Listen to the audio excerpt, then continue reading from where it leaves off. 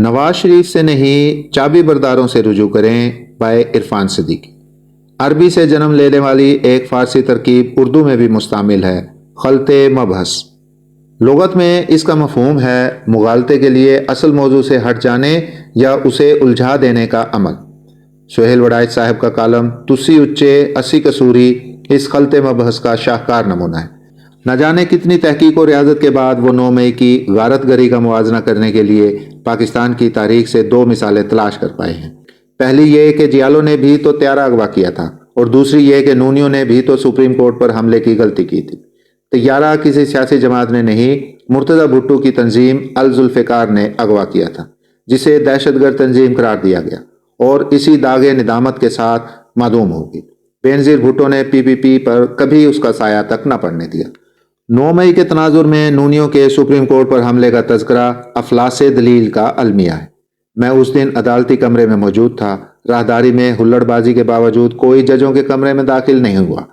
اس کا موازنہ خان صاحب کے کئی مارکوں سے کیا جا سکتا تھا، مثلا پارلیمنٹ ہاؤس پر حملہ، PTV پر یلغار کر کے نشریات بند کر دینا، وزیر اعظم ہاؤس کی ناکہ بندی، مئی 2022 میں اسلام آباد پر یلغار اور ڈی چوک میں آتش زنی، مارچ 2023 میں ہزاروں کارکنوں کی جوڈیشل کمپلیکس پر چڑھائی، جج پر حملے کی کوشش، خان صاحب کا گاڑی میں بیٹھے بیٹھے حاضری لگا کر رخصت ہو جانا، سب کچھ بجا طور پر پرجوش سیاسی سرگرمی کے کھاتے میں ڈال دیا گیا۔ ان تمام واقعات میں 2014 کی وارداتوں سمیت کسی کو سزا نہ ہوئی، لیکن سپریم کورٹ حملہ کیس میں مسلم لیگ نون کے 8 رہنماؤں پر توہین عدالت کا مقدمہ چلا۔ سب کو سزائیں ہوئی، سب نااہل ٹھہرے۔ راولپنڈی میں مسلم لیگ نون کے سب سے سرگرم رہنما چودھری تنویر خان کو دوبارہ پارلیمانی سیاست میں آنے کے لیے 10 سال انتظار کرنا پڑا۔ ایک اور اچھوتی دلیل یہ لائی گئی کہ کھلاڑی نے جنرل باجوہ کو میر جعفر کہا تھا تو نون خان نے تو بھی گجرانوالہ جلسے میں باجوہ اور فیض حمید کے نام لیے تھے، بلا شبہ لیے تھے اور درست لیے تھے۔ آج پورا پاکستان ان کے نام اسی معنی و مفہوم میں لے رہا ہے۔ پھر ارشاد ہوا زرداری خان نے بھی تو اسلام آباد میں جنرل راحیل شریف کو کھلم کھلا انتباہ کیا تھا۔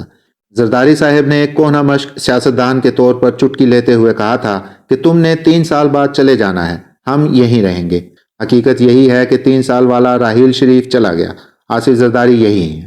عمران خان نے تو تہذیب کے سارے کرینے رون ڈالے، میر جعفر، میر صادق، حیوان، جانور، غدار، سازشی، گھر کو لوٹ لینے والا چوکیدار، کیا کیا کچھ نہیں کہا۔ ملکی تاریخ میں پہلی بار آرمی چیف کی تقرری کو کوچہ و بازار کا موضوع بنا دیا۔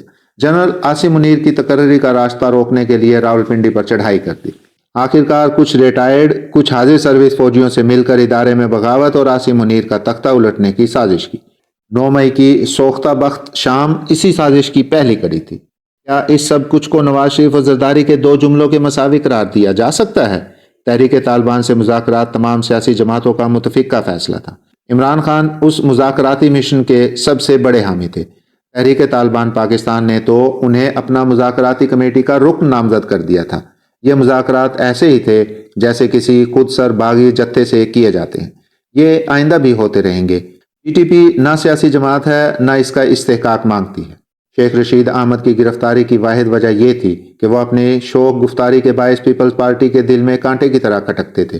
وہ زیر حراست تھے کہ لال حویلی کے ایک صوفے کے نیچے سے کلاشنکوف برآمد ہوئی۔ شیخ کو لمبی قید سنا دی گئی۔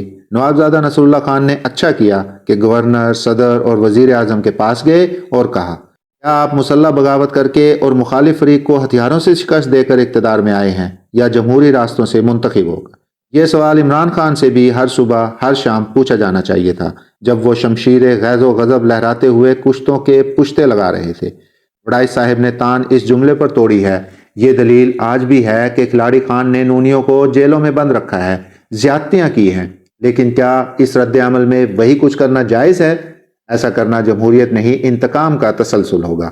میرے لیے یہ بات ناقابل فہم ہے کہ مسلم لیگ نون یا نواز شریف نے خان صاحب کے خلاف ایسا کیا کیا ہے جسے انتقام کے زمرے میں ڈالا جا رہا ہے۔ عمران ریاض یا کسی کی بھی گمشدگی اور زبان بندی انتہائی افسوسناک ہے۔ ارشد شریف کا صفاقانہ قتل بہت بڑا المیہ تھا۔ میں 2 بار ارشد کے گھر گیا، PTI والے آوازیں کستے رہے، پہروں ان کی دل گرفتہ ماں اور اہلیہ کے ساتھ رہا۔ میرے بھائی جسٹس شوکت عزیز صدیقی نے اس وقت ان کی وکالت کا ذمہ اٹھایا جب PTI کا کوئی وکیل یہ بھاری بوجھ اٹھانے کو تیار نہ تھا۔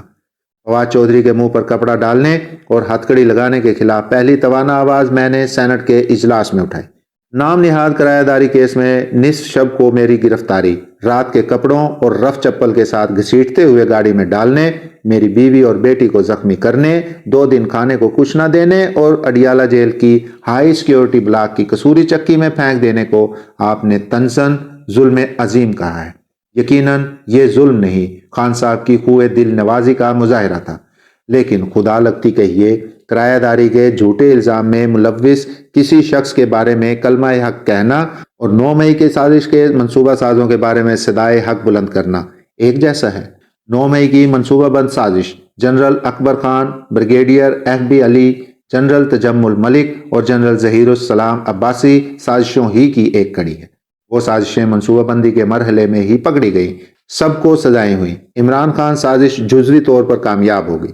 اسے کسی طور پر ایک سیاسی سرگرمی یا عمومی سیاسی تحرک کے کھاتے میں نہیں ڈالا جا سکتا۔